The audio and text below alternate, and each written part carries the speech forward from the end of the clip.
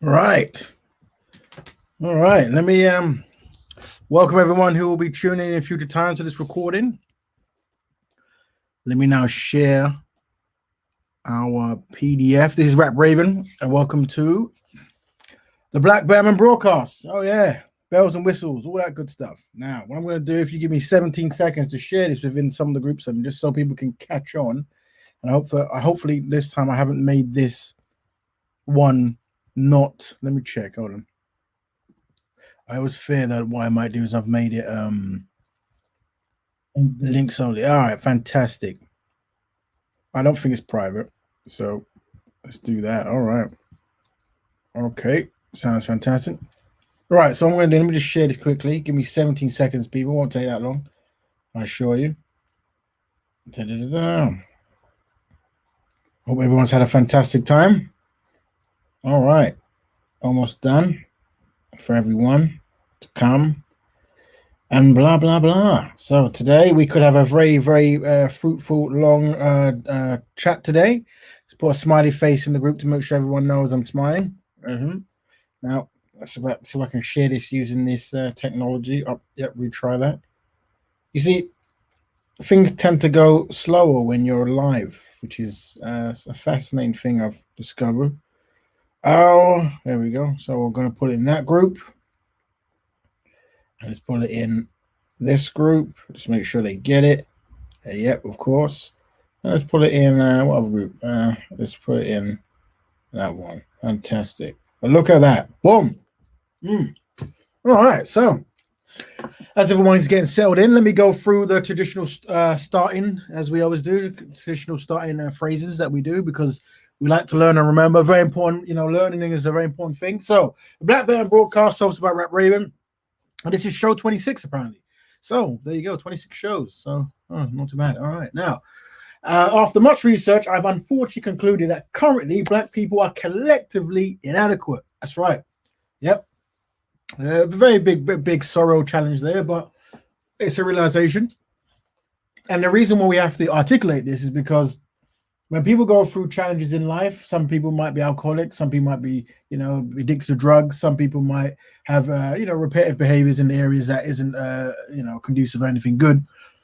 What we do is we start by admitting it. And when you admit it, it allows you to then try to change it. Now, individually, Black people are fantastic. I mean, almost unrivaled, some would argue.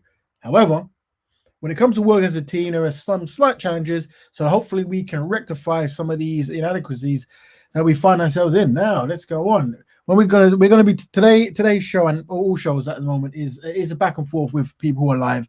We always send a link out so people can speak. But obviously, when you put the link out there, people come from different worlds. We want to make sure that everyone's on the same page, and they can get through to the end of what they want to say and have some structural discipline. So we're going to use the 4D values, which are discipline, dedication, dignity, and discernment. If you can use these 4Ds, I assure you, it will make conversations very easy, when we're trying to practice Black Betterment. All right, there you go. Can using descriptive language instead of derogatory language help Black people stay better on topic? Sometimes we're going to get very passionate guys today, maybe, who knows, maybe not, we don't know. And when you get passionate, you have very colorful late night language, which is, normal, I guess, for the music and the TV, this kind of stuff. But when you're trying to find solutions, talking to the family, sometimes it's best to maybe not use those. Let's try to use descriptive language over derogatory language. So here's some of them, have a quick look. I'll put this on as time goes by, so but some of these words might be more efficient depending on the topic we go on. We never used to show this, but sometimes people come on and got high levels of passion and stuff, and you never know where a person's coming from. So let them know that here's where we're trying to go. So this is maintain a certain level of order, at least for this show anyway. All right, cool. Let's move on. So what is Black Betterment? Black Betterment is Black people helping Black people on Black issues for betterment. That's it. Very simple. Very simple. Go tell your friend to tell a friend to tell a friend. That's what it is. Very simple idea concept that's out there, and that means that Black Betterment is a lifestyle. That's right. Black Betterment is a lifestyle. Voila. All right. So, that's another thing. I forgot to add someone as a. I almost forgot about that. I should really do that when I get time. Skip for now. Yeah. Cool. All right. So basically, we're promoting a lifestyle of Black people helping Black people on Black issues. if there's one thing you get from this particular broadcast, it's the necessity of trying to encourage Black people to take collective responsibility if possible. It might not be for everyone, but it might be for the most important people, and those people we're trying to influence.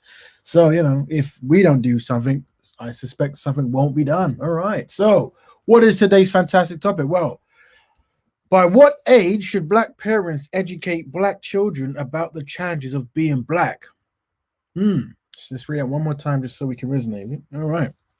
By what age should Black parents educate Black children about the challenges of being Black? Well, many of you out there will probably have children, maybe nephews, nieces, younger people, who who have a very optimistic view on life, and that's very good. Very have good energy and all the rest of it. And at a certain time, you probably might have a thing. There might be some challenges that this individual goes through, through life, just by being identified as Black. So because of that potential truth, a definite truth, when do I start educating, our children on these truths, on how best to be aware of them, and potentially the solutions for them is what we're working towards, I guess. But what age? Interesting. It's kind of like people who celebrate Christmas. When do you tell your child that Father Christmas doesn't exist? Some people say you shouldn't really tell them that. You should let them know that you work hard, and this is what my hard work has paid for. Some people say don't celebrate Christmas at all. Maybe celebrate Kwanzaa. So many things people are saying, But either way, when do you let them know? So, well, interesting. So with me, I can't necessarily tell you when. I mean, it varies. But what I can do is I can probably tell you some stories, or whatever, where some people, how they act when they're older shows me that they might not, their awareness of certain realities might not be that well defined or refined, and because of that, they make decisions in certain places that actually might make their day-to-day much more challenging. And I'm sure many of you have those kind of acquaintances and friends and stuff. The person who wanted to cover this particular topic today, one of the things they wanted to bring up, which concerns them and many parents, is obviously the stop and search, and obviously the interaction with children and police, and is there like a bias that many Black children, especially boys in many areas, might face, and do they need to know that? And then I guess the question is, how do you deal with that?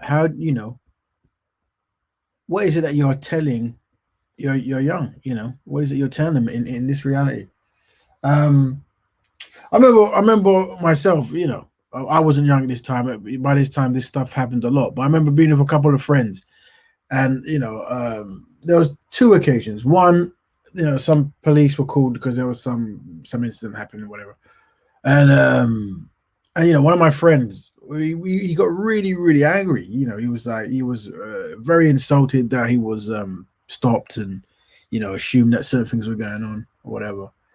And I was trying to let him know, not to get worked up, because I think how we want to view things when it comes to being stop and search is changing our mindset. And one of the change of the mindset is we might assume that Black people are treated equal, as in universally, as in, like, regardless of what's written in laws, we might assume that that's actually a reality. And when you assume that, and you presume and assume that to be true, when you feel like you're being picked on, you might then become much more emotionally driven. And I think one of the things we want to do, and this is why it ties into trying to train children young, is knowing truth and how best to control their emotions and how to process information to make certain things make more sense. So I think if you don't think you're equal, if you don't think that actually you are afforded all the respect and dignity that other people groups are, then you might actually react slightly more better. Hold on, let me just make sure This thing is really interesting the way it works. Let me close that. Yeah, let's see if that works. All right, fantastic. Just gonna test this great audio. Yeah, that works. That's working. Yeah. So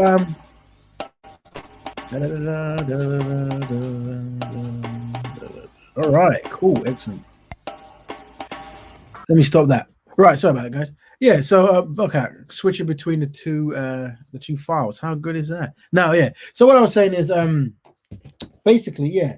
In that situation that I was describing, one of my friends, was stopped by the police, and he was very emotionally driven, shouting and screaming, this kind of stuff. And I did, obviously, when you're not in control, you can't, ask them what they're doing, because obviously, I don't think they want to do that. It's to be caught off guard. So obviously, before leaving the house, he wasn't psychologically trained that this might happen.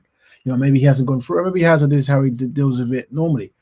And I think you do get situations where some people are harmed by the police, and they say, well, they were resisting arrest, or they were acting, out of character, or whatever it might be.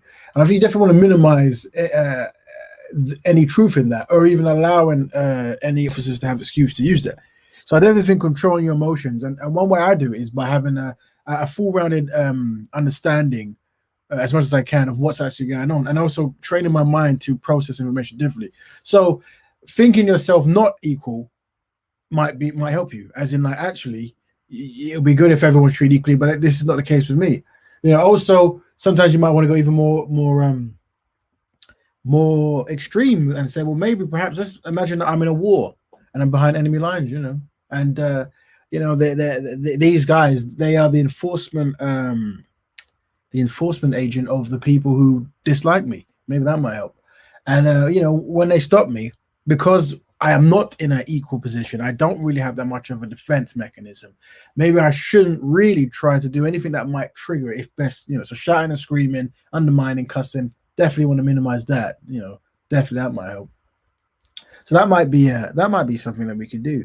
And I remember, like, not too long ago, there was a party I was at, and there was some other friends and some other police guy, another random, came up and was came over and was quite angry, and was, saying, oh, people have been robbing some stuff in the area. And maybe I think he alluded that maybe it was us. I don't know. We were outside. It was a wedding party, something I can't remember. The worst time to rob is when you're at a wedding, but these things happen, I guess. And we were out there eating jollof rice and this kind of stuff. And yeah, and the police came over. Very angry, very, very, almost caveman-like, very savage, very, very, very, very, very, very dangerous. Big up, Cuff Bay. And yeah, so, and I remember everyone at the time was actually just calm. It was just calm. And yeah, and then what happened? The police officer, who was probably untrained, who knows, looked really out of place, and he then had to calm himself down because he was the only one irate. And then when he asked the questions, it further magnified that he was ignorant, and then he had to go. And then obviously we got his name, number, and the rest of it, all that kind of stuff, right? But I'm saying that sometimes that kind of discipline in those type of areas might work better for us, rather than emotionally getting very upset about being stopped and, oh, the world isn't fair, and, oh, the law says this, the law says that. I think, just reviewing those kinds of things might be most beneficial, And the reason I say is because at a certain time when you have children, you have to really tell them that, when you go out, you might be viewed differently. When you go to people's houses, they might view you slightly different, many things like that. When, when you get a job, if, we haven't got our economic structure sorted, you might have to work amongst many different people, as you will. And, you might, they might look at you differently and treat you differently. You might go to schools and you might, have a whole lot of stuff. I mean, I was on this article today on World Economic Forum. That's what it is. So it's the weforum.org. And I really said 95% of young Black British people witness racism language in education. That's not good, is it? So that means, some of the places that our children are going to be educated, if not all of them, day to day might witness it. So what happens when you hear that? You normalize it, don't you? If in the education process, when you're learning stuff, there is hints and tinges of racism, or just direct racism in many cases as well. How does that influence you viewing yourself and your education process? Right. It says more than half of males said that they hear racist language in schools all the time. So we're noticing that black men, boys, we should say now, but soon to be men, seem to be witnessing it worse. Which that's interesting, because that might play a part in certain challenges that those men grow up to to face when it comes to being masculine, these kinds of stuff. Who knows? Teachers' perceptions are seen as the biggest barrier to educational success. Okay. Yeah.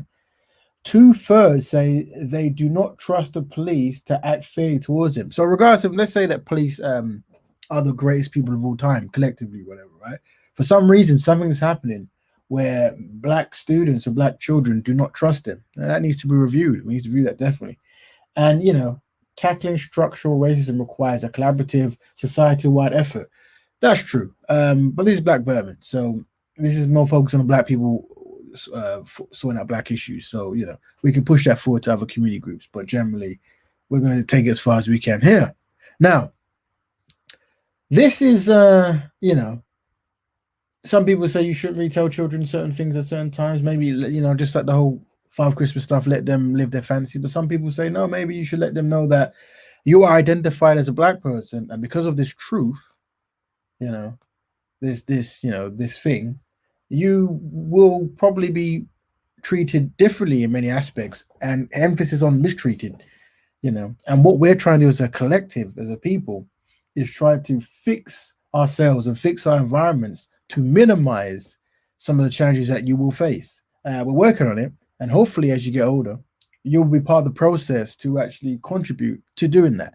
Now, many black people out there, people listening, new guys and all that, your parents probably didn't tell you this. You walk through life thinking everything was cushy, and you culturalized certain challenges, and you became normalized, right? And you didn't think, well, hold on, there might be certain people out there that don't go through this, or there might be certain solutions for some of these things. So, people out there in internet land, do you have children? Do you have nephews? What is it that you fear for them? Or what is it that you are not telling them? Is there anything that you feel we should let children know, black children, about the challenges, as it said on screen, about being identified as black? Oh, that's the wrong one. Let me put this one in there. Right? Let me know what you've done. I'm going to place the link in here. All are welcome. Last 2 months, we've been doing the focus on black women, but now we're focusing on all the community. But we will go back to black women as well, so we'll do focus on black men as well. But everyone is welcome to come in here. I would ask, if you do come in, tell your truth and try to be constructive. And I've placed a fantastic link in. Is this the right one? Let me put it inside the thing. There you go. Voila. Yeah. So, what do you think? What age should you should black parents educate black children about the challenges of being black? And also, does that bleed on to Black Berman? Like, do you try to tell your children, you know what? There might be a value in you looking out for other black people and working in collaboration to heighten the guarantee of better outcomes, looking out for your brothers and sisters, there might be a value there. There might be a value in saying that, you want to be as constructive as possible, because technically we're a team, we're a team, and there is no I in team. And one day you will go through challenges, and the better the team are sorted, the more defense you have. Also, getting everyone in code, like I gave you the story earlier. You all got on the police. You have all the children who's been educated about how some police, many police treat black children, unfortunately. And you have that one friend who isn't really educated on that, or maybe living a different kind of reality. And that friend, succumbs to emotion and screams, expecting the world to understand that the kind of plight. And it's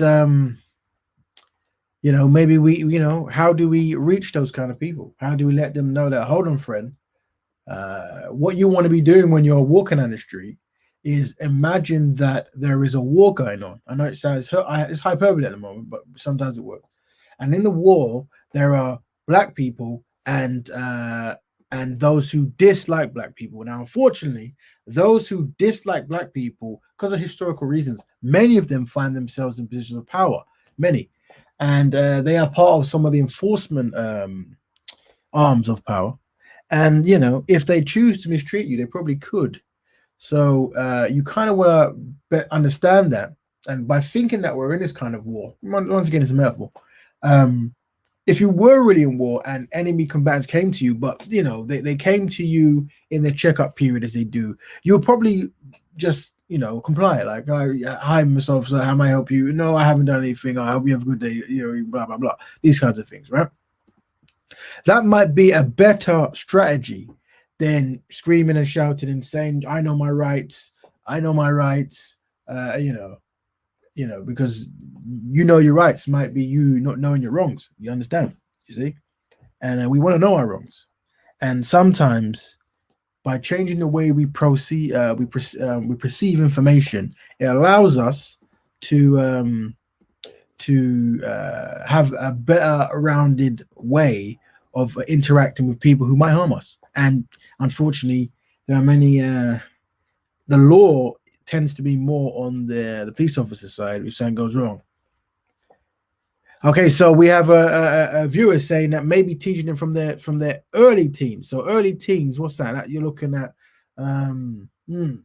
that's what 13, 14. Some might argue that might be too late. Some might argue that by the time you wait, then unfortunately, if we go to America, where so many incidents happen, but with America, it is like almost like an extreme hyperbole when you see some of the things that come up. But it is a good area to study because it's so in your face. There was the young boy Tamir Rice, I believe. If you don't know who he is, Tamir Rice. Tamir Rice in America was a young boy, and I want to say he was. Does anyone know his age? We want to get 13. So I could be wrong. No, let me say greetings to everyone. Yeah. I want to say Tamir Rice. Hold on. Tamir Rice. Let's see if I'm even getting the name right. Hold on. Here's a summary from Wikipedia. Look at that. Wikipedia's not giving us. How great is that? Fantastic. Tamir Rice was killed in Cleveland, Ohio. Can you hear that? Timothy Lerman. 12 years old. Look at that. So, yeah, the Google machine. Thank you, Google machine. This is future. We're already at the future where the computer can tell you stuff. The Google apparently that the shooting of Tamir Rice. Let me put a link. Let me put his link in the group so you know. So Tamir Rice, this is America, of course. It's not England, but many things happen in England. But this is something we're going to use as a case study. Voila. So Tamir Rice was 12-year-old boy, African American, black African, and what happens? He was actually playing in a play area in a public place with a toy gun, and the police officer came up and rolled down his window and shot him. Didn't really ask him any questions, But what was on?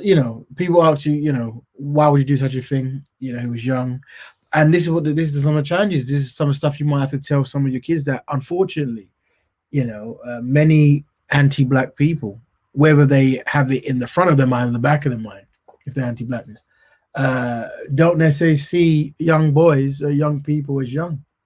Many people might see young black people,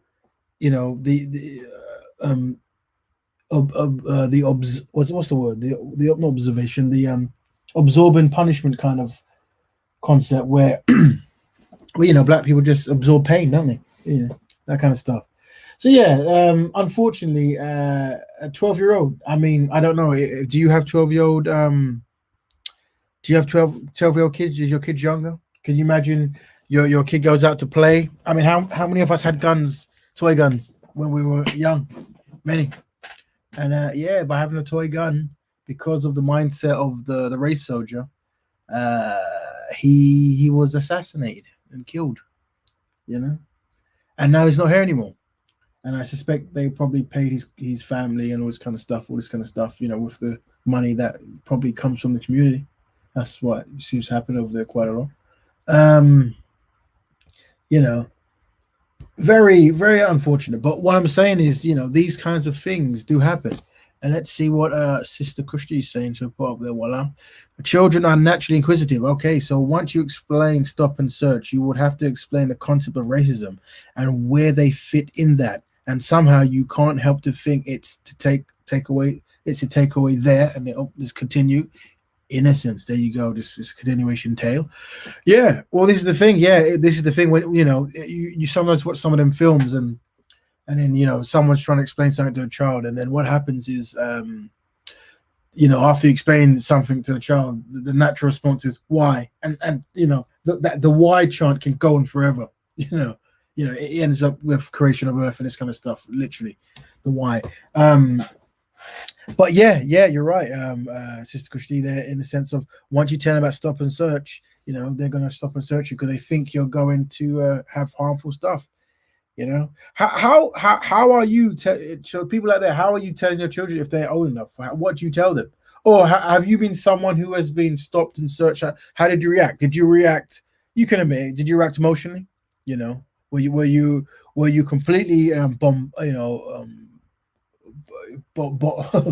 bombarded and just completely like, I can't believe it, like I'm being stopped.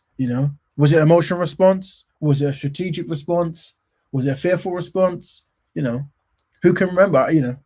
Tell me. I'm very interested. And what should we do when we are being stopped? What should children do? What is it to do? What else?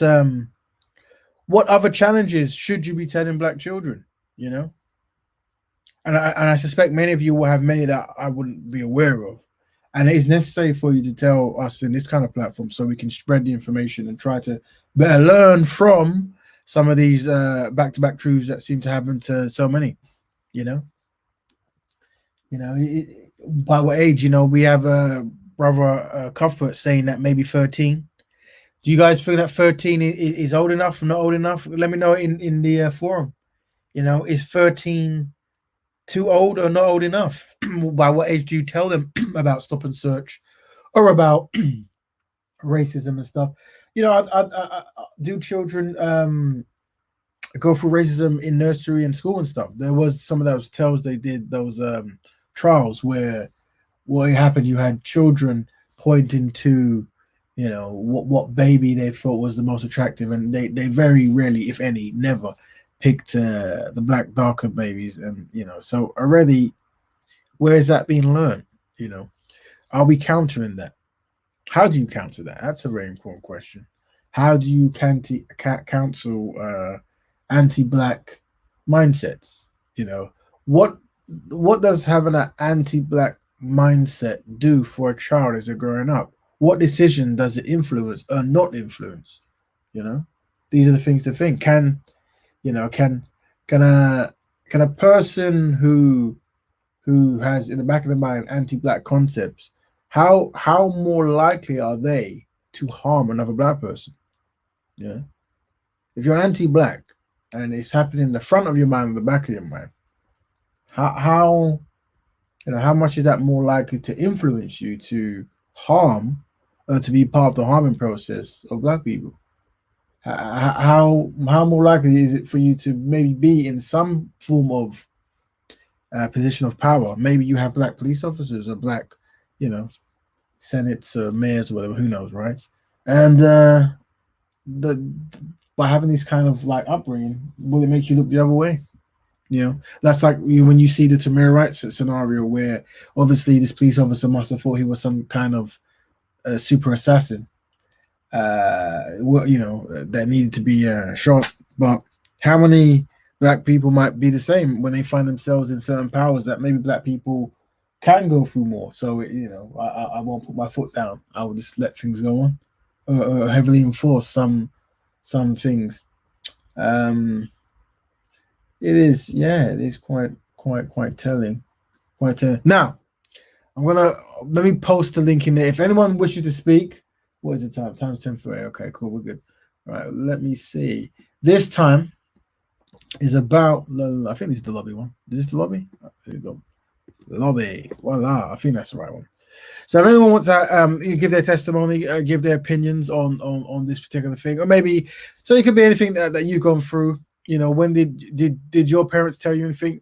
To let us know when they told you. I remember my dad when he was alive. He told me, when you go out in the world and you work and stuff, you might have to. Well, you're gonna have to work twice as hard as everyone else.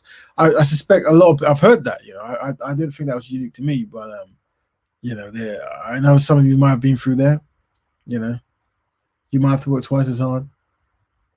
Do you teach them about the history of racism, white supremacy, colonization, and this kinds of thing? When do you teach that? How much that connects to the distribution of wealth and the distribution of power, and why today's there isn't really that. Yeah. Man, I still remember vividly when I was in infant school in Wales. So we have a guy here who was in Wales when the white girl came up to me and said, "Blackie, Blackie." Yeah, that was. See, I read a Blackie. He's an ancient. Yeah, I read something that was on. Where is that? Let me see if I get that. Where's that thing, Steve? And there we go. Have I lost that great page? Almost black. There we go. Where is it? Blackie. 95% of young black British people have witnessed racist language in education. So what Cuthbert is describing there is something that I suspect many of us have gone through. I remember the first time I was called Blackie. I remember that the first time. It was actually in a school trip, and it was, I think it was like maybe another group of after school guys, and they were all of European descent. And yeah, I remember when this came up, and then I was like, that's interesting. Where did that come from? That was quite that did happen. Has happened to you guys? You recognize there is a slight difference between you and maybe anti-black people. And what do you do? How do you train your child? Were we trained to accept, to accept, reject, and give back on that particular kind of interaction? I'm trying to think if I was. I can't remember. Probably not. Yeah.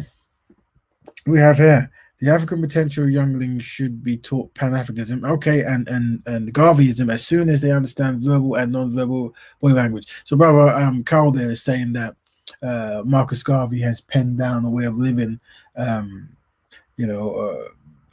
and there's many books, and maybe brother Carl can put some of recommended books or recommended stuff in these forums to other people, because you gotta understand that not everyone might have access to certain information that you might have. But if there's anything that you've used to help within this time, what would you recommend people read? What is that you recommend read? For those who don't know Marcus Garvey, let me push some stuff in there just so you can read up on him. For though Marcus Garvey wasn't one of the early kind of Pan-Africanists, and yeah, from Jamaica, Afro-Jamaican, and he started the Universal Negro Improvement Association of African Communities League. Very long name. And yeah, I guess this was one of the earlier forms of black betterment to come, in the 1800s, in the 1940s and the 1920s and all that period there. Very long time ago.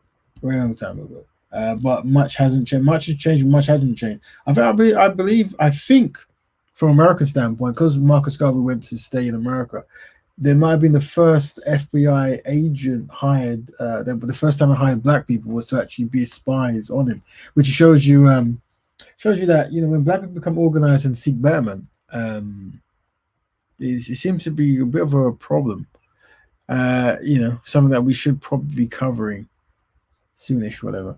But yeah. So guys, you let me know if there's anything you want to say, because as you know, these particular shows are based upon back and forth of the community. And I understand that many people are, they don't like expressing themselves, whatever. So what we try to do is we try to set a situation where it isn't as intense. I know, so if you watch some of my debates online and stuff, it does get quite intense. I definitely don't want to get that in these kind of Black Betterment forums. So I've placed a link at that, and all are welcome to jump in and give your 2 pence piece, 10 pence piece, 5 pence piece, your history of the question. By what age should black parents educate black children about their challenge of being black? And if you don't have children and nephews and nieces and you don't know, but you yourself have gone through an experience where you feel this is necessary, let us know your experiences. We have people saying that they were called blackie in Wales. So, the interesting thing about Wales is I remember Wales. Was it Paul Robinson? What is that guy? The deep singer guy? Paul.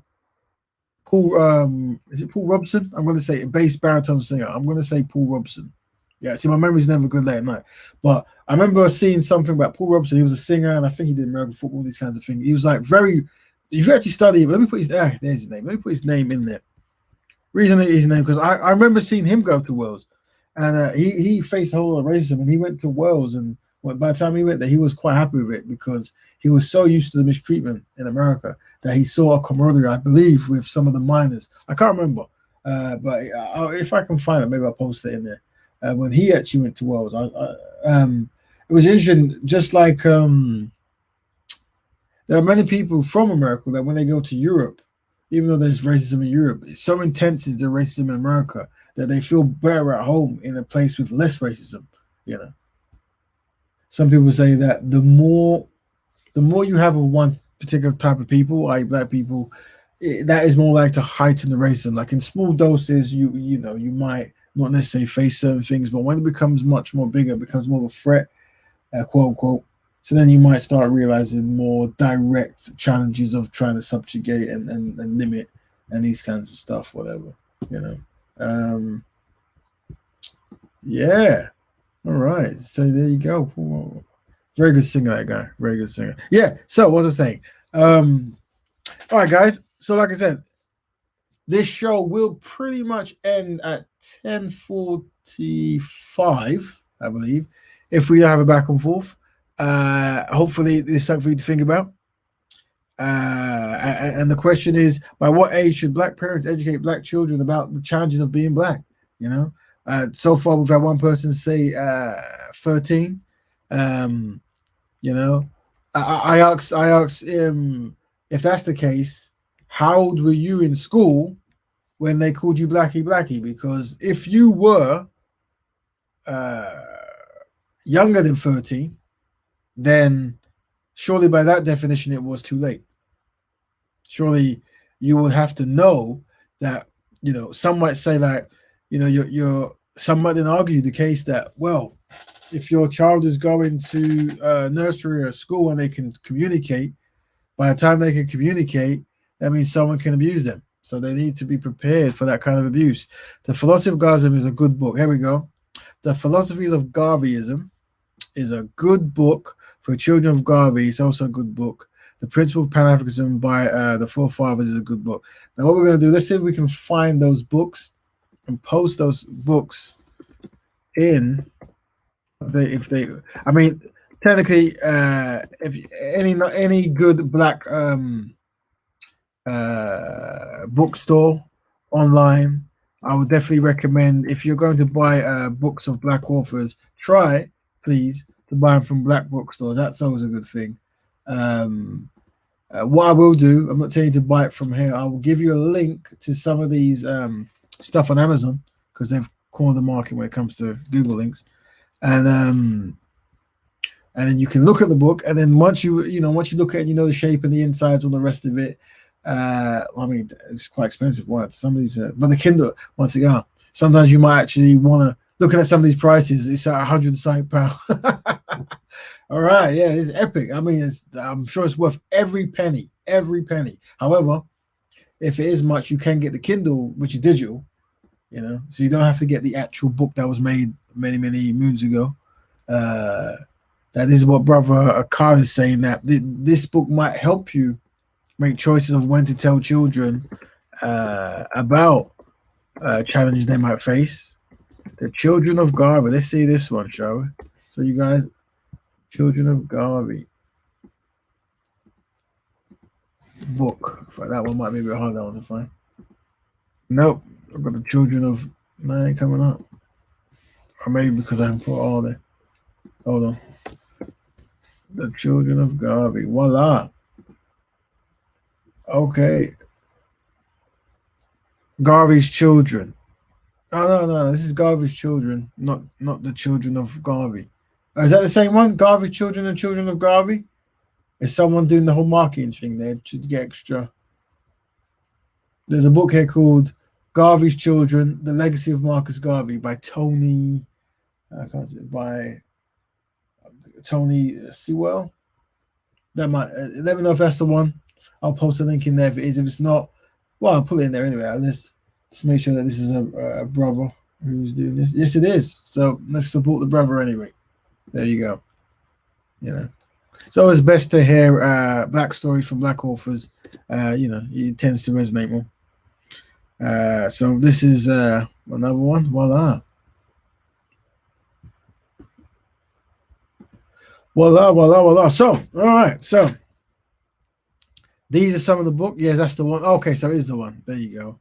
Yeah, so I've put in. So, guys, this is some book that Brother Carl has recommended. Getting a firm knowledge of self is very important. So the thing is, black people, the pillars have been completely smashed from beneath us. So we're leaning on other people's pillars. So when people come towards you with certain kind of, hard tongues and this kind of stuff, it might hit you much more strong because you might not have a firm understanding of history or why things have happened. And that's why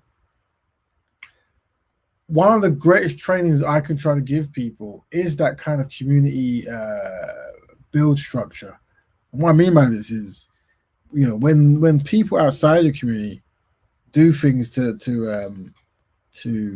I guess to harm you, you always know that you have a trust within your community. Unfortunately, when it comes to black people collectively, because such a number has been done, the rebuild of that process is the hard point, because right now you might find that many of the abuse you might face might come from the unsynchronized, unknowing black community who have completely taken philosophies from anti-black people, and they use that in the day-to-day. And this is what some of our children might face. So that means, everything is twice hard hitting. Hence why today's topic is, by what age should black parents educate black children about the challenges of being black? Yeah. By what time? How old is it? How old are you when you go to school? When you're primary? How primary? I should know this, but it's been such long. Primary school. Let me see primary school age. Primary school age is age. Primary school. Should just shout it for Google, but I won't do that. Technology. 5. There you go. Primary school age is 5. Right? And who remembers secondary school? Anyone? Any fast typers out there in the world? Probably not. No. Secondary school is 11. So Cuthbert said that maybe tell people about 13. Thank you very much, Sister Kushti. It's 4 and 5. But what we realized is that you go to school from 5, and then secondary school to 11. So if you're telling them about some of the challenges of being black, by the time they would probably have gone through it already. You won't prepare them, especially if you're being called blackie in Wales. So that you might need to review that one. Potentially, I'm thinking. Might need to review that one. Yeah. Might need to be, I guess, is there books out there that actually make this concept? Because obviously there's books out there about, hair and how to love your hair and this kind of stuff, which is very important, very important. But I wonder if there's any books that teach them about systematic white supremacy, that isn't very complex, or just about being identified as black, It's, you don't want to scare children. You don't want to, but you do want to make sure they're not a complete emotional wrecking ball when they discover that some things out there, it makes life much more harder. What is it to do? So yeah, let's say that. All right, 16. There you go. Education in England. So some people are maybe leaning towards maybe 5. Maybe 5 might be. Is 5 too young? Is there situations where 5-year-olds are facing stuff? Maybe, if in America, if Tamir Rice was getting killed at 12, maybe 10. It's 10. Mate, but there's that thing, is your children out on their own? I mean, how old do you let your children go? I mean, it's been so long. I mean, how old do you let children go out? How old? What age? What age is it? Is a child allowed to leave the house on their own and go somewhere? Is any parents out there? What age do you? Because obviously, Tamir Rice was a 12-year-old who was on his own. So that means, and quite far away from his house. Not too far, but, far enough. Far enough for a police to come and shoot him. So, what is, I see, yeah. What is the age then? What is the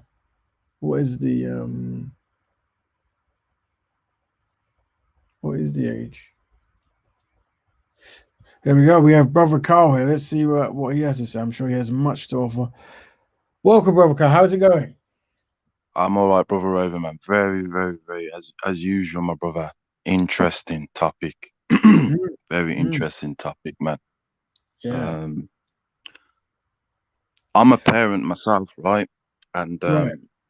without a shadow of a doubt, just like what was taught to me, and that is that you kids have to be taught at the age of 3, Oh, 3. Okay. definitely 3, depending on their capability. Yeah. And the reason why is that, kids really pick up on a lot of stuff. They're very emotionally intelligent as well.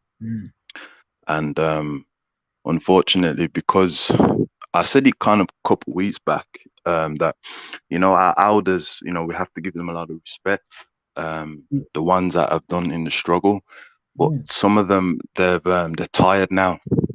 Yes. And they've unfortunately they've gone to sleep and they've left us vulnerable. So when it comes to the youth, man, like they have to be taught like 3, at least 3, or as long as they understand verbal and non-verbal. 3 is definitely the age, I would say, man. Write that down. 3. So, welcome, Sister Kushti. Brother Cow has said 3. 3 is when they need to be taught about these challenges. Sister Kushti, if you're still there, just welcome. And when you get time, I know you might be busy, you can always jump in. Now, so free. I mean, by free. Oh, welcome. By free. Are children really speaking quite?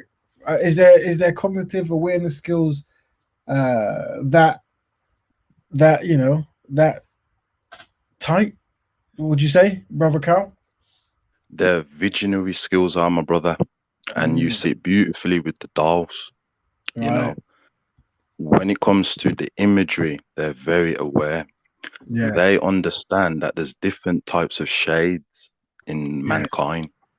Right. They also understand the TV, the programs, and naturally, my brother, as you would know, they look at you, and if they don't see you on the TV or see you in some form of high status or things like that, they start to behave differently. That's why I was saying 3 in regards to the visionary aspect. Yes. Yeah. Oh, very true. Sister Kushti, anything you'd like to add? If you have time, that is, of course.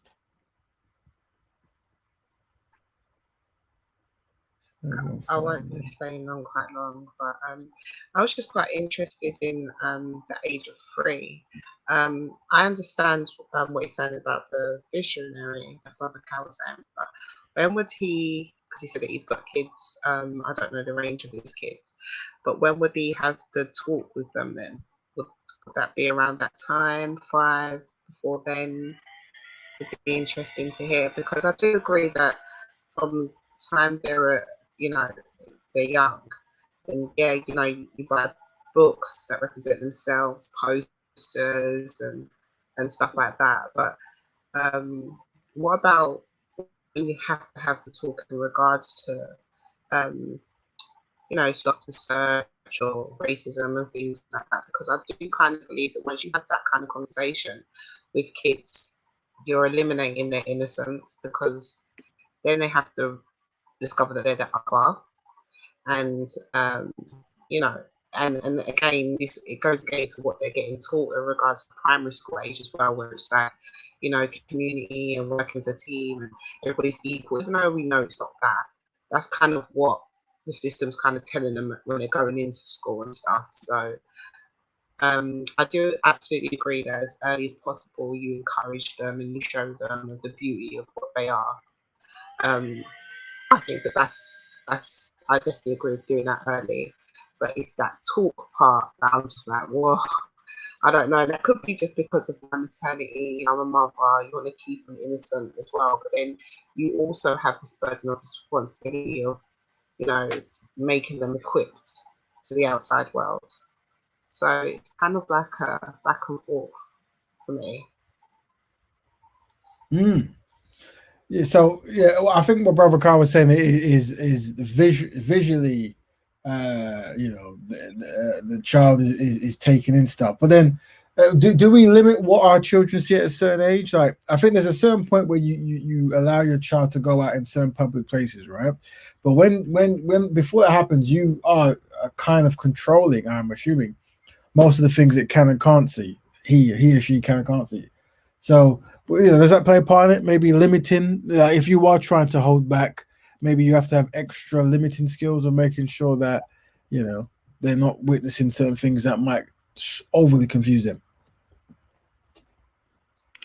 I think, if I use an example when it comes to my parents, right, that a lot of us, Brother Raven and our parents, they were in the struggle, Right.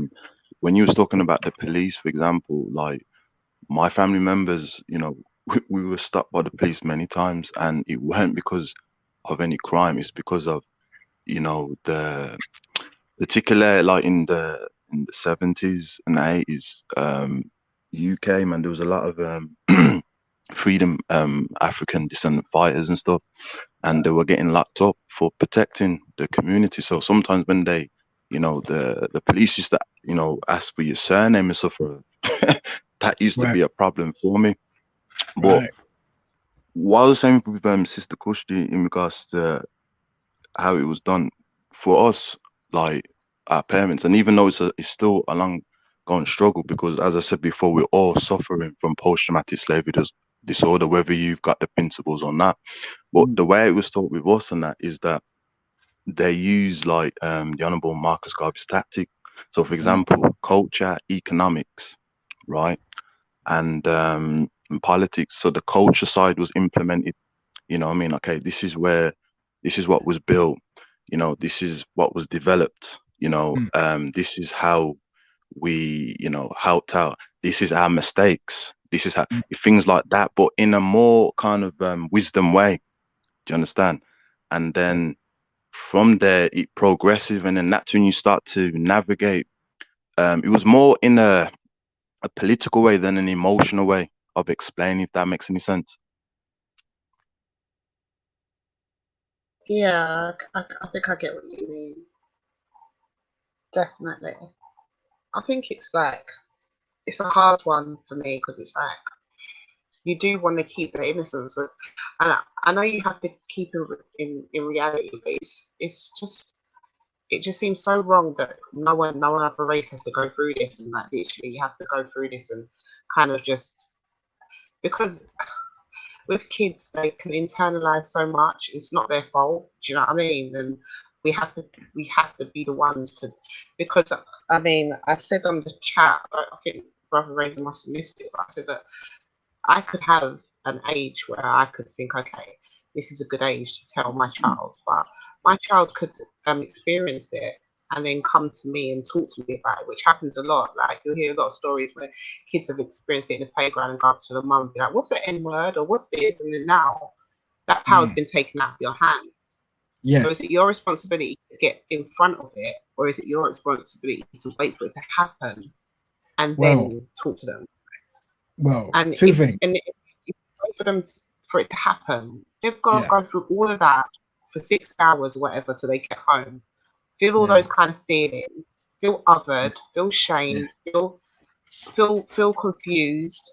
Do you know what I mean? So I don't know. It'd be interesting to hear other people's opinions on that.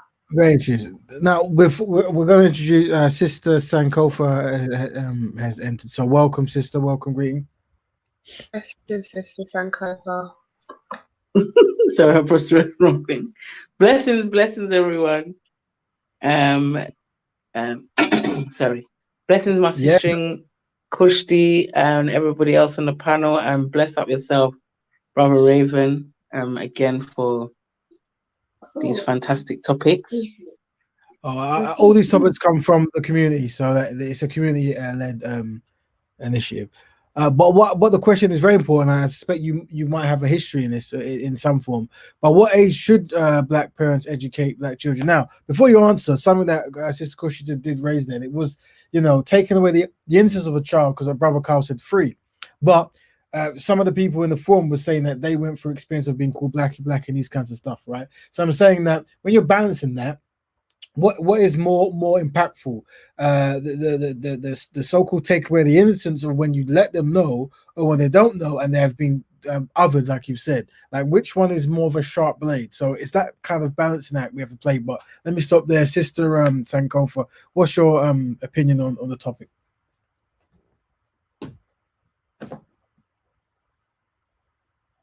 If the microphone is still on. Oh, sorry. There you go. Can you hear me? We can now. Oh, yeah. It's an interesting one. I would say,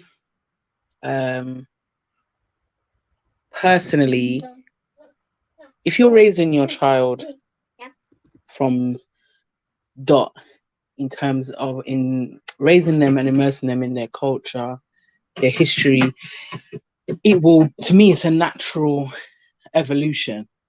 I think when they're young, we allow our children to be children, and when we see that they're being treated outside of that, and any type of racism is being inflicted upon them, we the adults deal with it as we do, but we continuously reinforce to them the importance of them as a child, and that adult is not behaving accordingly. And I say that to say, when they're little, because it is, when people say, I don't know how you talk to a 5-year-old about racism. I have absolutely no idea. But I know how to talk to a 5-year-old about being a king and a queen and descending from royalty, and,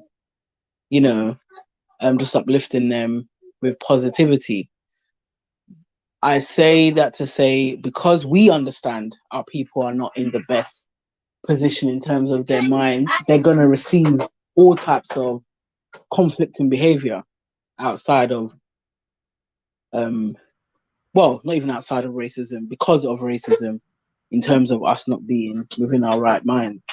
So that's a contradiction a lot of the time, that we don't think about how we explain to our children. We think about, and it's a valid reason.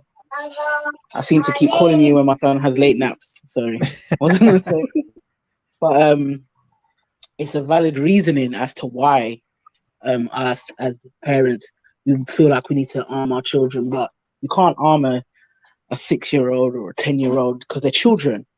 And okay, so let me ask you a question. Sorry to interrupt you, Sis. I just want to ask you a quick question. And Brother Cal as well. Yeah. Like, I know you probably heard, but I agree with you. I agree that, like, when they're young, it's about building them up in their greatness and their history, so they have that kind of sense of self and confidence. But would you, we've all heard the stories, like, it happens those times where the kid comes and says, "Mummy, this boy called me an N-word." Yeah. Would you be the parent to tell them before that happens? Because that could happen at like 6, right? 5, 6, when they start primary school. Or are you the parent to be like, tell them beforehand, like, look, this is what you're going to experience, and they're so young? Or would you wait for that to happen? Because it could not happen, right? It could. Like, I mean, I'm being idealistic, but it could not happen. Or would you wait for them to come up to you and be like, Mummy, they've told me the N-word? Would you get it in ahead of it before time? Or would you just kind of let them get their innocence as long as possible? Does that make sense? Yeah, I would. When it happens, if it happens like you're saying, then I'll deal with it. And even still, because there's so much around that word, at 6, I'll probably have to seek some kind of support, but I still don't know what I'll be telling a 6-year-old. So it will still be in the context of this child doesn't know how to behave. But if you're raising your child with that knowledge of self, because when I say it is about empowering them, but so I say this to say, like, when I was working in Saturday school, I was working with a 3-year-old. Now, we were teaching them about Malcolm X and Marcus Garvey and all different people, but Malcolm X in particular, then let's say, Malcolm X was assassinated. So we'll talk about his, this is Malcolm X, when was he born, Malcolm X songs and and then when did Malcolm X die? So at 3, they're aware that, obviously not in a deep understanding, but they're aware that once he was alive and then he's passed away. All right, so now when or he's not here anymore because they're really little, so they don't know what all that is. When they graduate, they go up a level, they go into because the smaller classes of Congo, and then it's Monomatapa. So Monomatapa is like 6 upwards. So then the conversation changes. They learn a bit more about Malcolm X. Malcolm X was assassinated on this day. Oh, what's assassinated? Well, unfortunately, his life was taken, and so it's not no big detail, but they're starting to understand.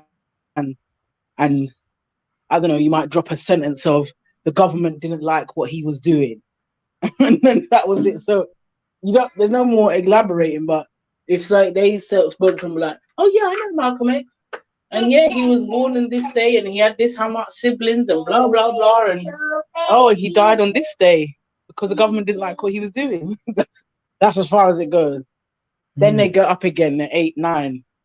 So there's this thing called COINTELPRO that was. Do you get what I mean? So you just keep building on. So they get a fuller context of what the situation is, because it's very difficult to teach certain things in isolation. Does that make sense? I hear that. Yeah, it does.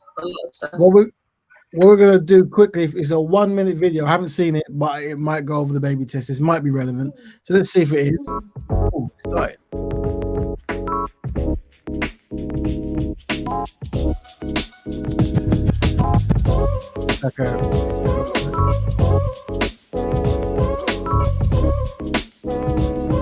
These are the Clarks.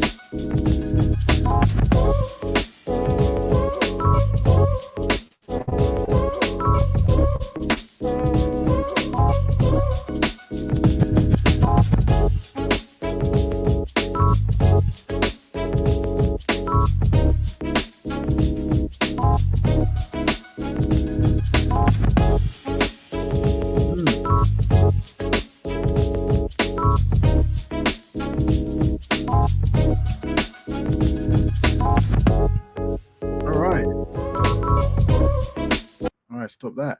Right. So where are we?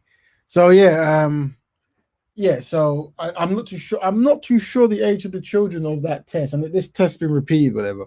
But I guess this might correlate with what Brother Carl was saying. Is in like, at certain ages they're picking up certain cognitive skills, so they might not be able to communicate and speak at a great level, but they're recognizing what ugly means, what bad means, And I guess at some point they're associating themselves with being ugly and bad. That kind of stuff. Like, where is that learned? Like, is that learned in the house? I suspect not. In some cases it might be. In some cases it might be. But so interesting stuff there. We're all aware, most of us are aware, but not all. Let me say all. But yeah, and I guess these are the kinds of things we're trying to navigate around. And as Sister Sankofa was saying there, that as in it's a form of stage gaining, where you start with saying, this is a man, he did good stuff, and then he died, and the why will always be the question, and then you can only give them a certain amount of truth at certain ages. He was killed by someone who didn't like him, and then you unpack that as time goes by, the reasons behind why, and the mindset that caused that, how that might be still prevalent today, but how it might manifest in different other ways. You see, most unfortunate, right? Anything else? So as you guys there, how old were you? If you could, obviously, some of you probably think further than others. I'm not too sure, but how old were you when someone came to you and said something of a racist nature? Like, do you remember? I was gonna say, Brother Raven, if I could just go back to what Kushti said for a little moment, and that, right? Of course. For example, when you look at and you said it in the beginning, unfortunately, right? We just think that it's just the black people that has to, teach the kids, and take away their innocence. But on the other scale, the Europeans, the Asians, and the Middle Easterns, they're also indoctrinating their kids to compete with our excellence. I don't think we understand that. I was listening to what the sister was saying in regards to the N word, and the problem is that when you look at it from a Garvey perspective, in that we're in war, right? So in political science and that, you have to navigate politically and military. Now, if we're teaching our kids just about the N word, right? Just like if you say the word love, it provokes emotion. The N word is going to provoke emotion as well. And that child is going to deal with things in an emotional way.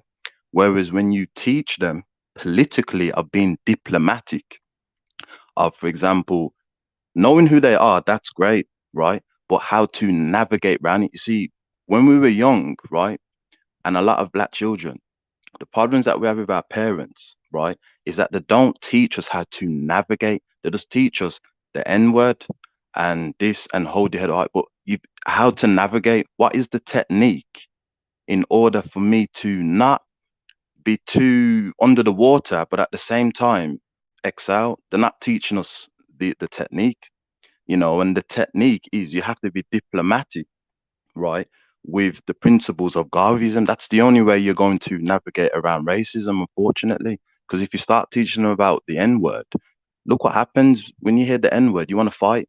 But if you kind of counteract that, okay, the N word, and then you counteract it, the non-Africans, respectfully and that, right, their racism is very shaky anyway. When you look at it from a political science aspect, it's not firm.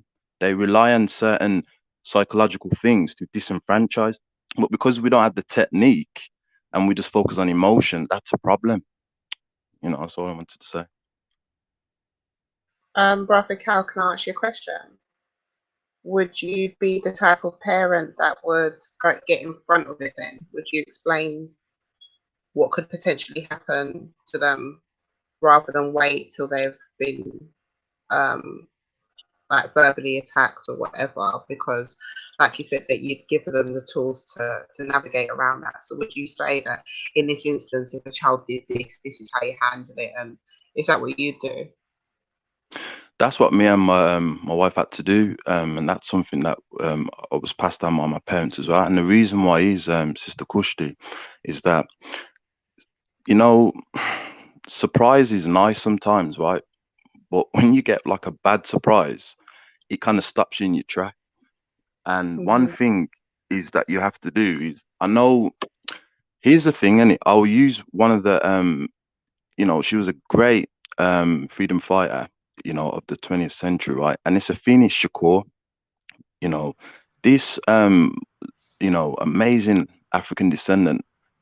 understood political science and was not afraid to teach her son how to be political in America. And obviously her son is Tupac Shakur. But look what she did. She made him read about political science, how to navigate around racism, how to be diplomatic when he's in his interviews and things like that. Although she was afraid for him, but she understood it's better that I teach him how to navigate than to make him be confronted with the surprise and then he doesn't know what to do. Right. I totally agree with what's being said, and maybe that's what you're saying. And when you're talking about Garveyism, or the same like you're saying with Afeni Shakur, she was part of an organization as Garvey created an organization, and that's what I mean. It's that holisticness, isn't it? So how can I put it? It's part and parcel because it's part of your liberty, and it's how you're raised. So it's not like before he could say words, she was giving him political, like he was still being able to be a child, but you're still raised with the knowledge of self and the conditions that you're in. But it's all simultaneous and it all grows with you, if that makes sense. So it's not that. Right. Does that make sense? It sounds like it makes sense, but would it be correct to say that regardless of whatever age you're going through as younger it is, you are definitely teaching them in a way that is easily digestible? Is that like something that we might agree on, that it has to be done in a way where it is understood but not overwhelming? And I think the other thing is, when we do give those examples, why I say it's a liberty, where we were talking about Papa Garvey or Mama Shakur, like we're saying, these people are part of organizations, so they lived doing their thing and immersed in that political science, if that makes sense, and the work that they was doing. So you see, like the video that you showed, a lot of the time our young people are impacted in that way, even still today, because like you're saying, they are bombarded by lots of different things.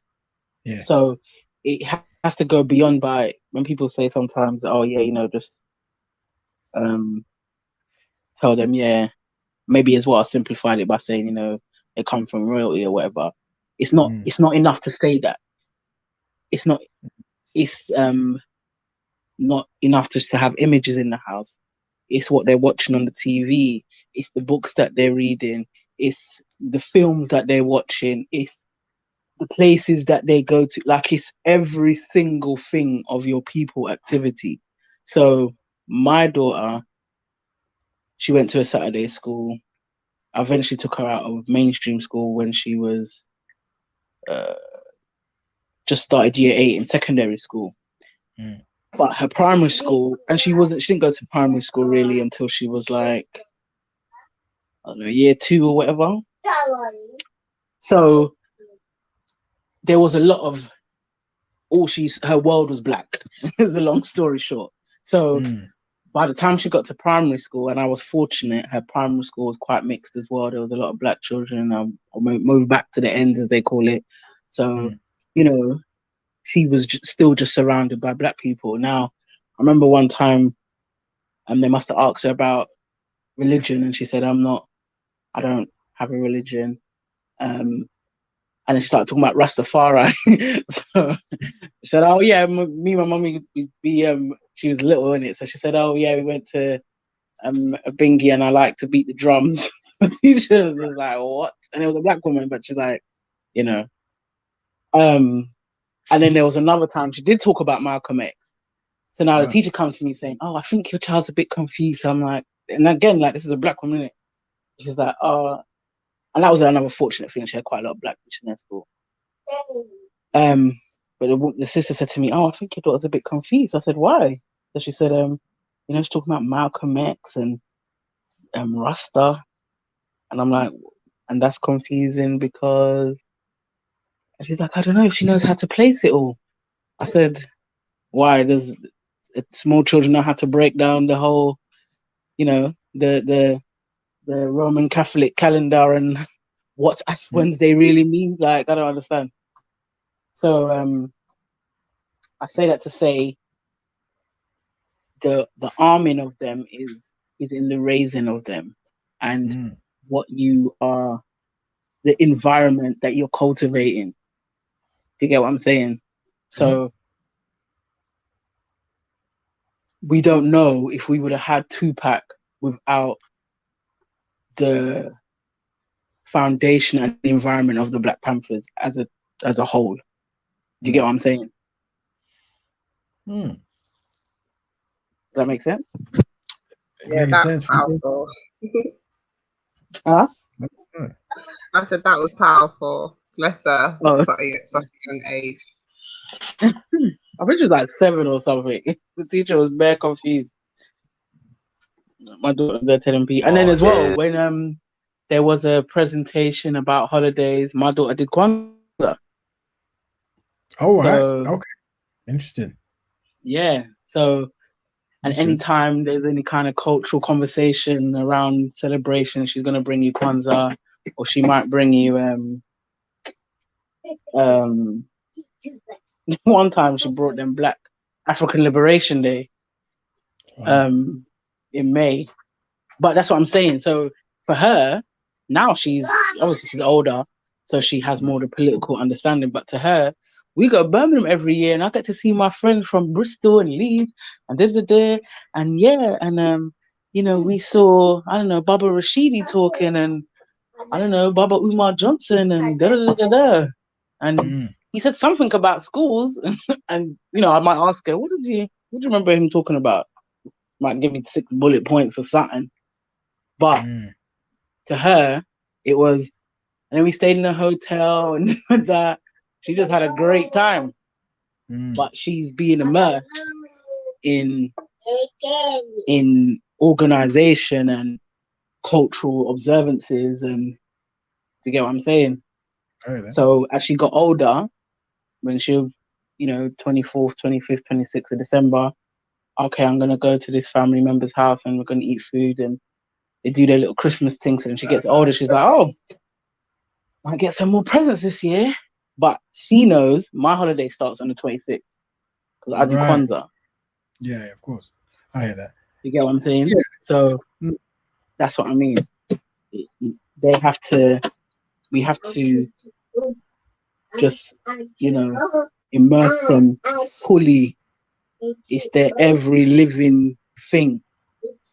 So they're empowered. So I'm not saying my daughter didn't encounter certain things, but that poise and that diplomacy that the brother's talking about, so that she's not just wilding out.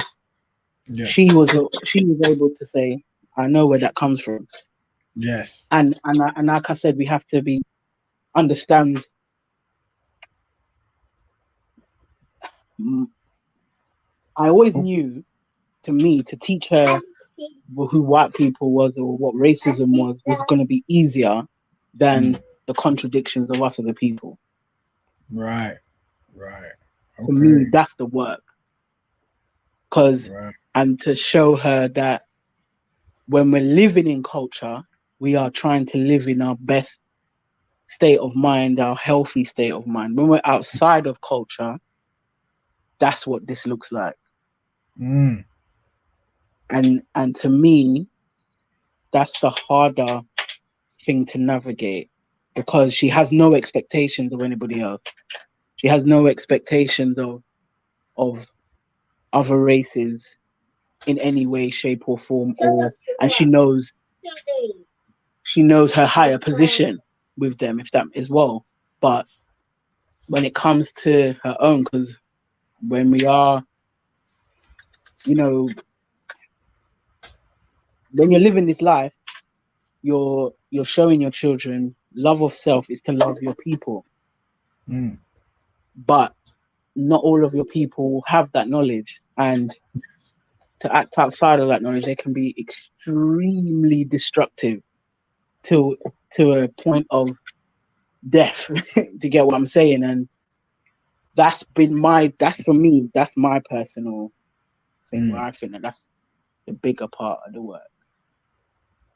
Interesting.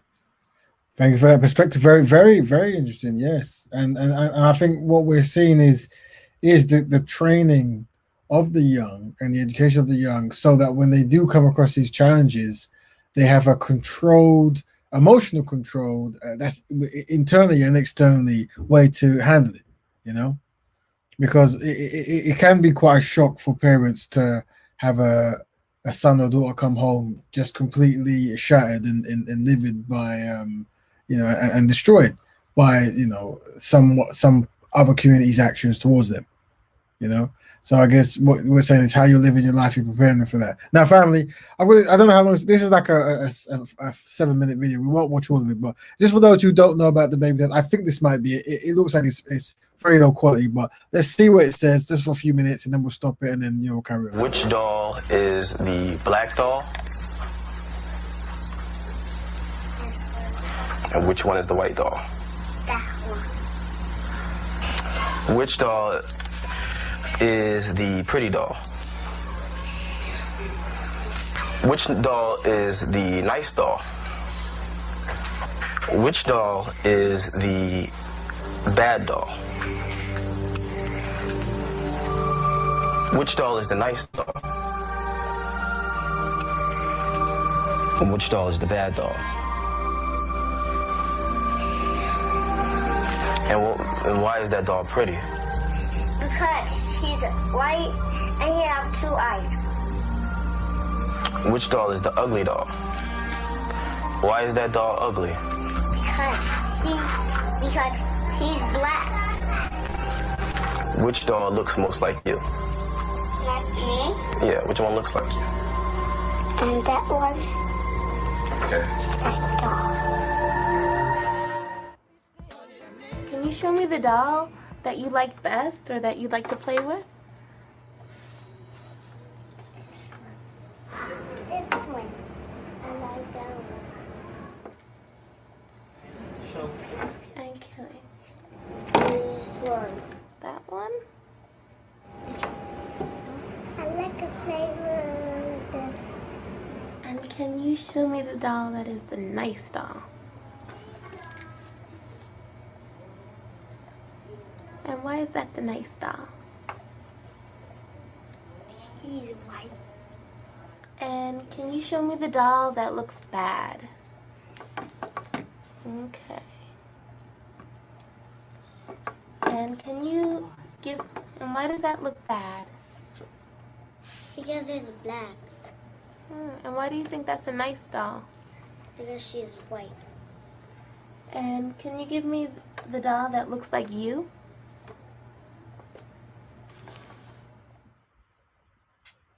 "15 out of the 21 children preferred the white doll." Yeah, that one. Which one? This one. Why do you want that skin color? Because I don't know. I don't know. Not sure. What do you think of that skin color? Well, it looks kind of whitish, and that's all I remember. Yeah. Yeah. How about you? Why do you want that skin color? Because it looks lighter than this kind, because this looks a lot that one. Mm-hmm. Yep. And I just don't like the way brown looks, because the way brown looks really nasty for some reason, but I don't know what reason. That's all. So you think it looks nasty? Well, not really, but sometimes. Sometimes. And Brielle, they asked what color adults like. Do you remember what you said? Which one? That's right, that's what you said. Why do you think adults don't like that color? Dark. Dark. And you think adults don't like dark? Well, maybe some adults do, but maybe some of them don't. Hmm. And then which was the ugly child? So show me the smart child. Okay, why is she the smart child? Because she looks like me. Okay. Show me the mean child. Okay. Why is she the mean child? Because she's way darker. Okay. Show me the good child. Why is she the good child? Because I think she looks like me. Okay. Show me the bad child. Why is she the bad child? Because she's a lot darker. Show me the ugly child. Why is she the ugly child? Because she's like a lot darker. ¿Cuál muñeco es bonito? ¿Cuál muñeco es feo? ¿Cuál muñeco es malo? Ninguno. ¿Cuál muñeco es malo? Este. ¿Y por qué? Porque, bueno, este es moreno y este blanco. ¿Cuál muñeco es feo? ¿Por qué? Porque a mí no me gusta el color café. ¿Cuál muñeco te gusta más? Este. ¿Cuál muñeco es bueno? Este. ¿Y por qué? Porque no me dan miedo los güeros porque tengo más confianza con si los un poco más así como este. No tengo mucha confianza. ¿Cuál muñeco es malo? ¿Por qué? No sé. ¿Cuál muñeco es feo? Este.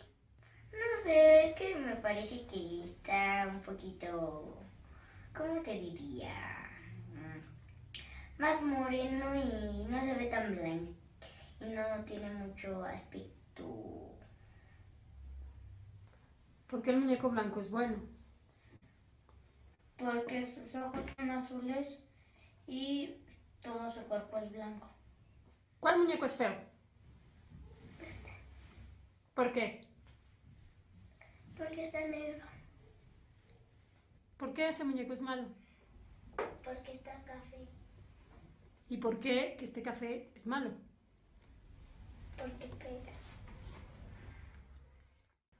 ¿Cuál muñeco te gusta más? Blanco. Porque sus ojos están bonitos y su raza también. ¿Cuál muñeco se parece más a ti? Un poquito a este. Es que soy un poquito güerita de mis piernitas y de mis aquí, de mi espalda y de mi carita y mis bracitos los tengo morenitos. ¿Cuál muñeco se parece más a ti?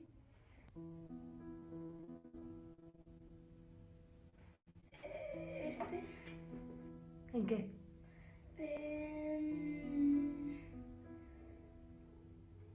Las orejas. Sí, vamos. Why is she the bad child? Because she's black. And why is he the ugly child? Because he looks like he's white. Why is he the dumb child? Because she has dark brown skin. Why is she the bad child? Because she makes fun of everybody else's skin color. Show me the child who has the skin color most adults like. And show me the child who has a skin color most adults don't like. Child. Dumb child. Okay, why is she the dumb child? Because she has black skin. Show me the mean child. Why is he the mean child? Because she's brown. Show me the bad child. Why is he the bad child? Because he is black. Okay. Show me the ugly child. Why is he the ugly child? Because he's brown, black. Show me the child who has the skin color most adults like. And show me the child who has the skin color most adults don't like. Show me the child All right. For those who haven't seen the video like that, many of you probably have. Some might be new. There you go. There's plenty of that stuff, different tests online and stuff, and I guess there's a lot of things that happens in other people's households that you don't know. and you know, these things are going on, and then what happens is, you know, your child interacts with other children. You know, also those people have their children. They might be in you know, any kind of like position of power, and they can enforce some of their biases, their prejudice, and unfortunately, black people might be offended. I haven't. I don't know if I should show this, but I have the video. It's of the shooting of Tamir Rice. It's obviously far. I wouldn't show anything like that. It's if a far scene, so you don't see anything. And for those of you who don't remember, Tamir Rice was the young boy in America who was shot at 12 years old playing with a toy gun. I was looking at it now. I realized that his sister came to help him, and I believe the police officer rugby tackled her. You know, I didn't notice this. Interesting. So yeah, well, maybe what I will do. I don't want to play anything that's shocking. Definitely don't do that. Let me just make sure. It seems to be a view of. Hold on. It's a 1 minute video, so I'm gonna quickly play it.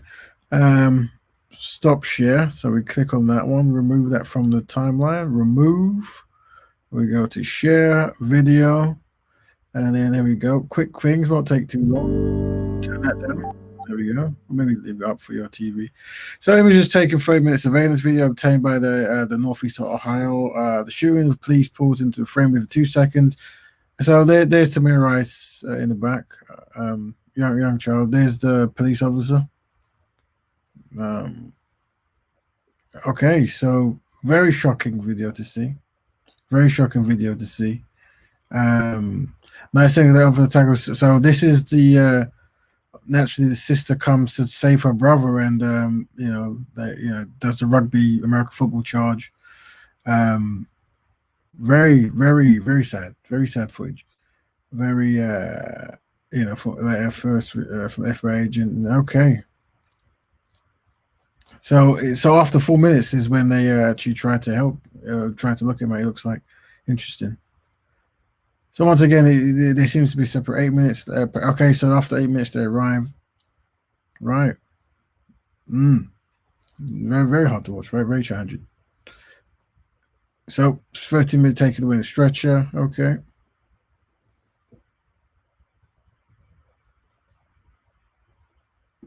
Right. Okay. Let's stop that. Let's. How do you stop that? Add to remove. Remove. Here we go. Go back to that one. Right. So we saw 2 videos there, everyone. We saw one of the charm. What you must notice is, I guess the reason why they're showing that is you're seeing that many communities, and this happens all over the world, of course, not just American stuff, but many communities somehow are indirectly trained to have this kind of indirect bias towards people of darker skin, not just people of African descent, however you want to put it. And and this is what some of your children might go through if you're not really necessarily training them. And this is why we are saying, by what age should black parents educate black children about the challenges of being black? Because as you can see, there are many challenges that many young can go through, and it can really shape them as they get older. So any questions on the videos, guys? Anything you want to further add, brothers and sisters? Yeah, I was just going to say. Oh, sorry, go on. I was just going to say that, and the sister remind me of this as well. There's a wonderful book. Dr. Umar Johnson, he's written a book about white supremacy. I believe it can be found online as well, and it's the 11 laws of white supremacy, the 28 laws what they use to govern us, and the 6 tactics what they do to understand how to control us. That's another book. I just remembered. That's all I wanted to say. Yeah, that's it. Let me see if I can find that. Okay, cool. Yeah, I was gonna say I was gonna say again, the power one, you correct, Raven, what people condition their children in their home. But when we teaching from, when we're doing like a timeline and we're raising our children in that way in terms of where we begun and our history and and where we're at today, then they see, like the brother said, we're at war. Yeah, we're at war is a long story short. Like this child, Tamir Rice is a child. And there's no preparation that you can give your child if someone is going to shoot you in 4 seconds of seeing your face. There was literally nothing that child could have done. Absolutely. He didn't even have time to get words out. Do you understand? Yeah. So I say that to say it's just about them having an understanding of you're at war, so this is why you live this way. In a sense, like it's empowering to you, it's what sustains you, but people who are at war, these are the type of things that they do, and this is how they live. You understand what I'm saying? And have an understanding of how to protect themselves. But when we're looking at these types of situations, same like what's the Trevor Martin? Is his name Trevor Martin?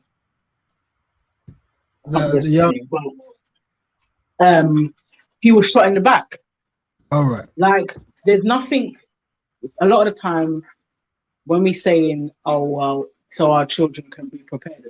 There's only so much preparation. You can't prepare someone who has put out a propaganda machine, because that's what some of them children are responding to. Like the little boy that said, "Oh, it's the age that we have in common." It's only because his brain started to tick. Wait a minute, I do look like this one, and this is what this one is. If that makes sense, but it's a propaganda machinery, and our history shows that in this period of time this happened, in this period of time that happened, and when the Europeans found the power of media and Hollywood, that was their campaign. That was their campaign. We see it within whether it's in America advertising for jelly or whatever, in this country, what was it called? Gollywogs or whatever, like whatever you can think of, it's a propaganda tool. So platforms like this is important. Our own media in all different types of ways is important. That's why something like Black Panther can have the impact that it can have, because where is that visual? Where has that visual been? Do you get what I'm saying? When we was growing up, whether it's Fresh Prince or Desmond or what's the other one? All the shows that we had were so impactful. Look, Netflix has brought them back, and we're all excited because of how much it impacted us, how the power of seeing yourself on the screen.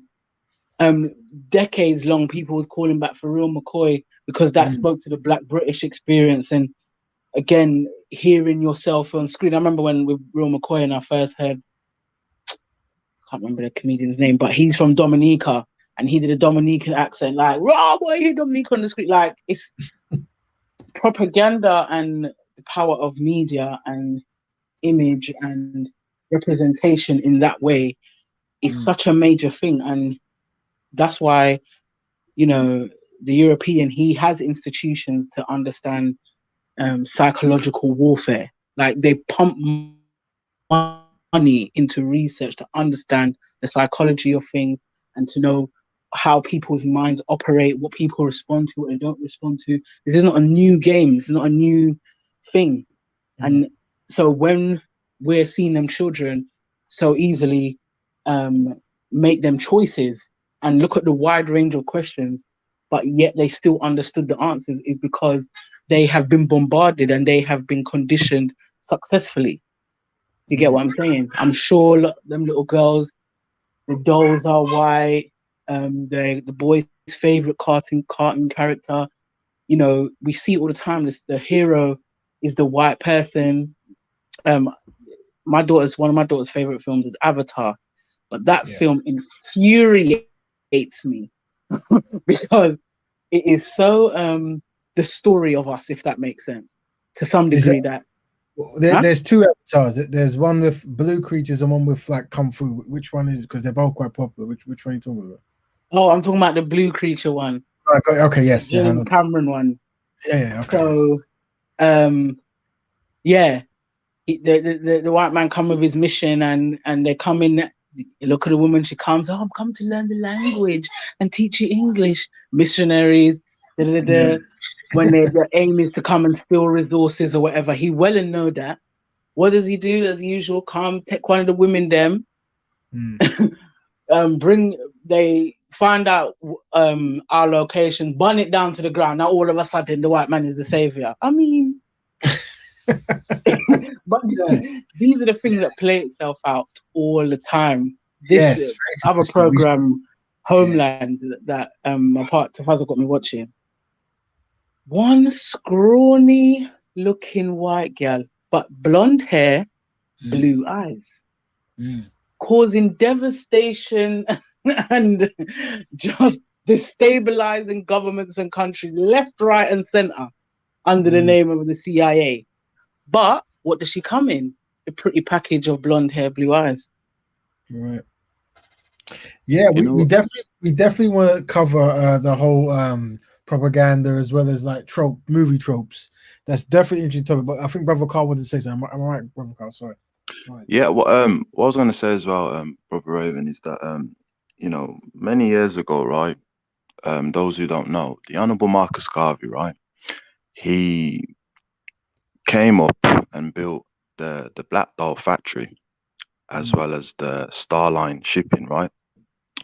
And he, in the philosophy of Garveyism, he made it clear with the 3 principles that will help Black people globally, right? He says that you need your culture, right?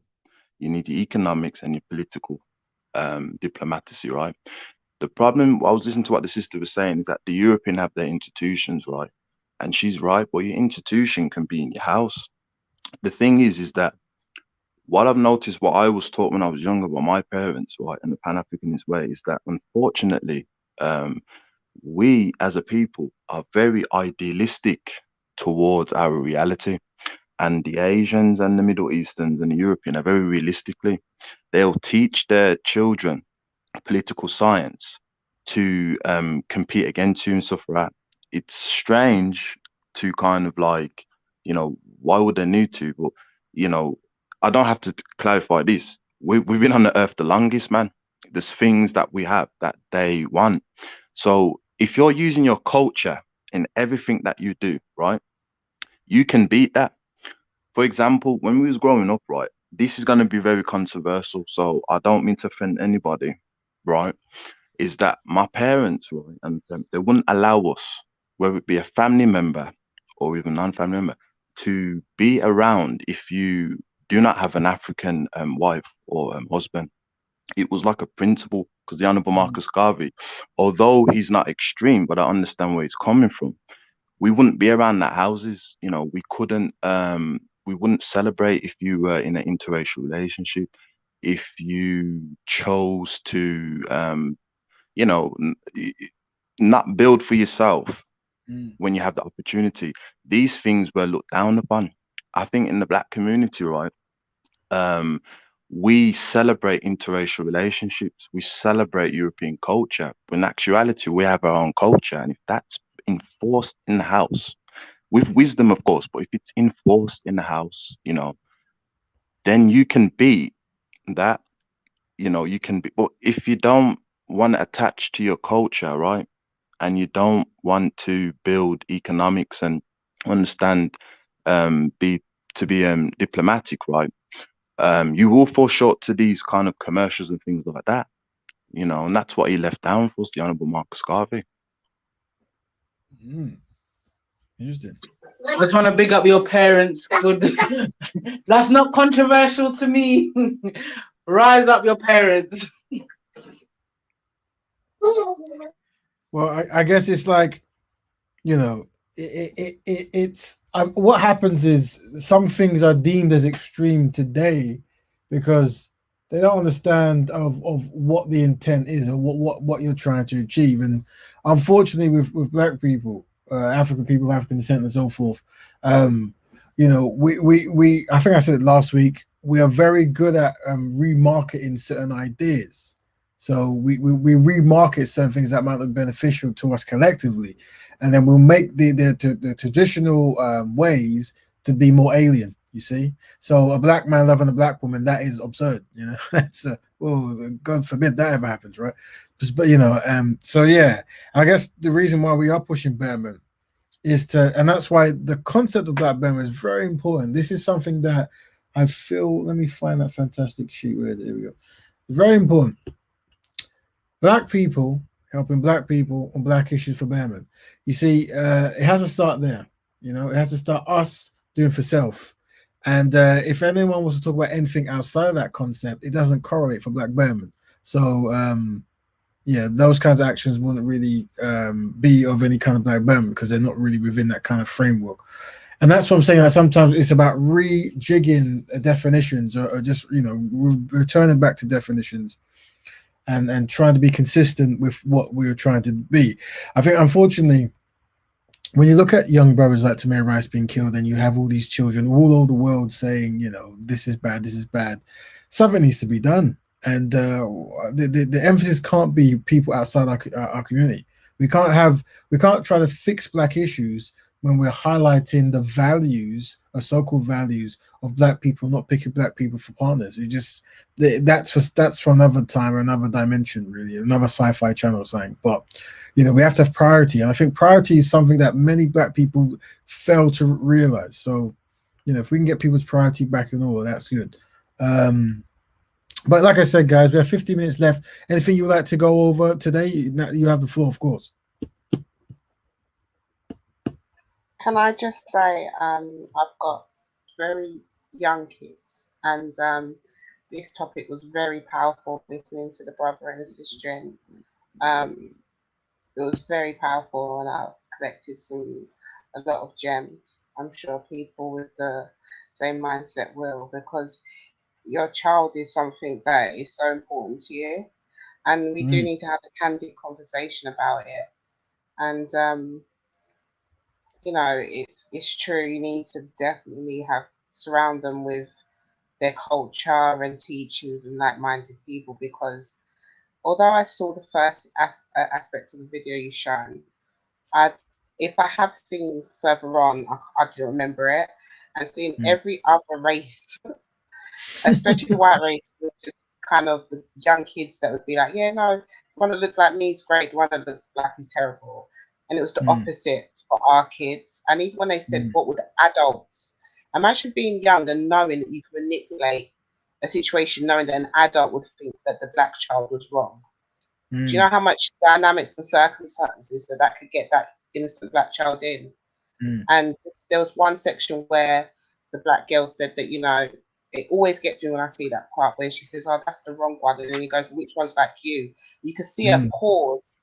You just wonder what's going through her little head, because then she points to it again. She kind of, it's just so sad to see. But realistically, when you love your kids like we do, it is war. And the notion of innocence kind of goes out the window, really. We don't have a choice, because like what you showed on that video and like what the sister said, there was nothing that boy could have done. And that's the reality we're living in. So I really want to thank the brother Carl and Sister Sankova and yourself, Brother Raven, of course, for hosting this. And it was really, really powerful. That honestly powerful for me anyway. So yeah, just wanted to say that and share the love. Thank you, Sister Gushti. And Brother Carl and Sister Sankova, any last words you'd like to push forward?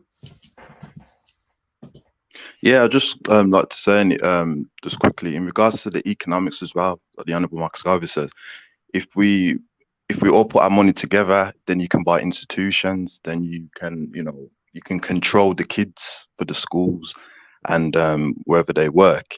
And he also said with the politics and that, is that when you've got the money, you can dictate of how much leverage you need. So, for example, the culture, that, and then the economics for the institution, and then the politics, whether it be military or political science, and that's when you can start dictating to having security in your neighborhood as well as globally. But big up to Sister Kushti and the other sister. And yeah, Raven, man, it's an interesting show once again. Thank you, family. And last but not least, Sister Sankofa, any last thoughts? Yeah, just sharing the same what everybody else has said. Very powerful conversation. Big up everybody on the panel and their contributions. And yeah, I don't have anything left. What the brother said is absolutely correct.